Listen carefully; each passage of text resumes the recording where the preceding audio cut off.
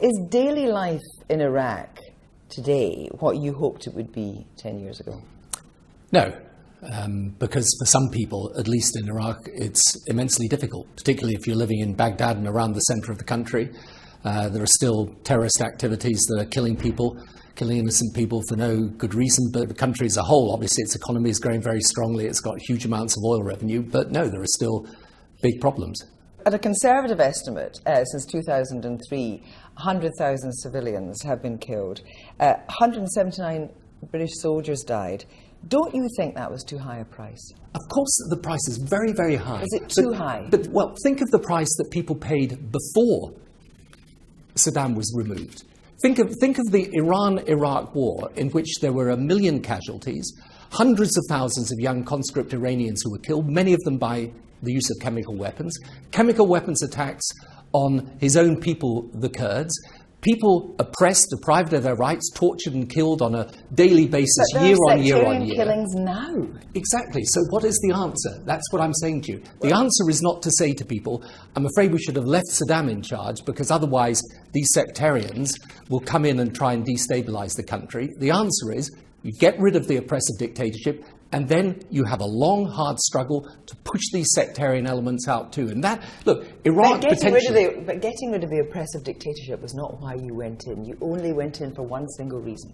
Of course. And the reason that we regarded Saddam as a threat has been set out for many reports and many times, and we've gone over this a huge amount. But if you're asking me, which you were, about the state of Iraq today, there are actually significant improvements in many parts of the country for the people. But I agree with you. It's not nearly what it should be. And the reason for that is not because the will of the Iraqis isn't that they have that prosperity and democracy.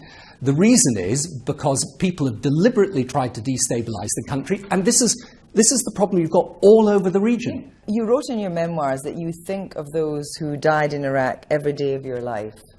What do you think about?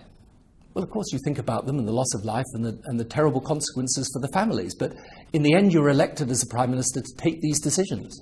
And the question is, supposing I'd taken the opposite decision. I mean, sometimes what happens in politics, and unfortunately these things get mixed up with allegations of deceit and lying and so on. But in the end, sometimes you come to a decision where whichever choice you take, the consequences are difficult and the choice is ugly.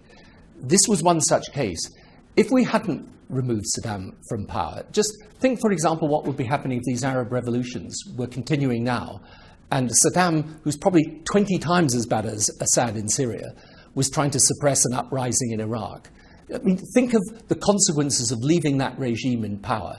So when you say, do you think of the loss of life and the trouble there's been since 2003? Of course I do, and you'd have to be inhumane not to.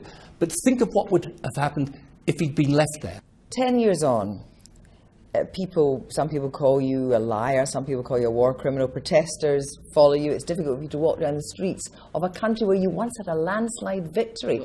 Do you think Iraq has taken its toll on you? Look, it really doesn't matter whether it's taken its toll on me, but the fact is, yes, there are people who will be very abusive. By the way, I do walk down the street, and by the way, I won an election in 2005 after Iraq.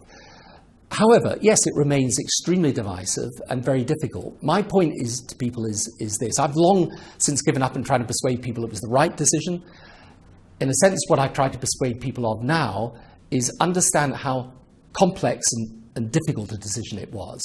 Because I think if we don't understand that, we won't take the right decision about what I think will be a series of these types of problems that will arise now over the next few years. You've got one in Syria right now, you've got one in Iran to come. The issue is, how do you make the world a safer place? And really, what I'm saying is... today rather than 2003? Would you really say that? No, I wouldn't say that. Nobody would say that. No, I wouldn't say that. But what I would say is, it is safer as a result of having, in my view, as a result of having got rid of Saddam. In other words, I think we're in the middle of this struggle. It's going to take a generation. It's going to be very arduous and difficult, but I think we are making a mistake, I think a profound error, if we think we can stay out of that struggle, because we are going to be affected by it whether we like it or not.